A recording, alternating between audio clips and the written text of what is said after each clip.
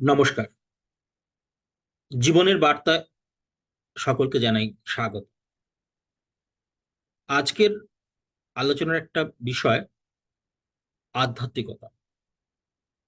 আমাদের জীবনে আধ্যাত্মিকতার প্রয়োজনীয়তা কতটা আছে? সত্যি কি আমাদের জীবনে আধ্যাত্মিকতার প্রয়োজন আছে? না আধ্যাত্মিকতার কোনো প্রয়োজন নেই? যখন আমরা আমাদের সমস্ত চেষ্টা করেও কিছু ফল পাই না, একজন বেকার যুবক তার শত চেষ্টা করছে, একটা চাকরি জোগাতে পারছে না, কোনো কাজ জোগাতে পারছে না, অর্থের কষ্ট, বাড়িতে লাঞ্ছনা গঞ্জনা, সমাজে লাঞ্ছনা গঞ্জনা। তখন সে যদি ঈশ্বরের কাছে গিয়ে ভগবানকে প্রাণ ভরে ডাকে, হে ভগবান, তুমি আমায় পথ দেখাও, তখন তার মনে আসবে একটা শান্তি, অপার শান্তি। তখনই আধ্যাত্মিকতার আবির্ভাব। আধ্যাত্মিকতার প্রয়োজনীয়তা সেখানে, যখন আমাদের সমস্ত চেষ্টা বিফলে যায়, যখন সমস্ত আশা চলে যায়, তখন আমরা ঈশ্বরকে প্রাণ ভরে যদি আমরা ডাকি, মন শান্ত হয়, মন হয় প্রফুল্ল।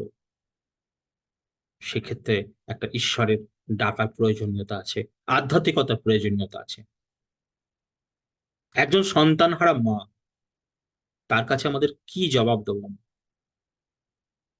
তার কাছে জবাব দিতে গেলে বলতে হয় যে তোমার সন্তান আহ যেখানে গেছেন, ঈশ্বর হয়তো কোনো একটা ভালো কাজের জন্য তোমাকে সন্তানকে ডেকেছেন। ঈশ্বরের নাম নেওয়া ছাড়া তো তাকে আমরা কোনোভাবে সান্ত্বনা দিতে পারি না। তখন বলতে হয় ঈশ্বর হয়তো কোনো কিছু ভালো কাজের জন্যই তার কাছে ডেকে নিয়েছেন। এটাই তো সান্ত্বনা বার্তা। তখনই তো আধ্যাত্মিকতা এগিয়ে আসে। সাগর সমুদ্রে জেলেরা যখন মাছ ধরতে গেছে, তুফান বইছে চারিদিকে, সে শত চেষ্টা করেও তার নৌকাখানি তীরে নিয়ে যেতে পারছে না। শত চেষ্টা করেও সে জানে এই বুঝি মৃত্যু ডাক দেয়। তখন সব চেষ্টা, সব আশা ছেড়ে দিয়ে সে ডাকতে থাকে ভগবানকে, হে ভগবান, আমার শত চেষ্টা শেষ, আমি আর পারছি না, তুমি এবার পথ দেখাও।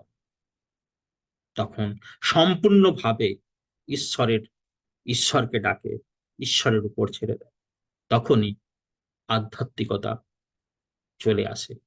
তাই তাই যখন আমাদের মন ভারাক্রান্ত, আমাদের মন যখন বিষণ্ণ, আমাদের স্বজন হারানোর দুঃখে যখন আমরা ব্যথিত, তখন আমরা যদি ঈশ্বরের কাছে প্রাণ ভরে ডাকি, পাবো একটু শান্তি। এই শান্তি পাবের আশায় আমাদের আধ্যাত্মিকতার প্রয়োজনীয়তা রয়েছে। নমস্কার, সকলে ভালো থাকবেন।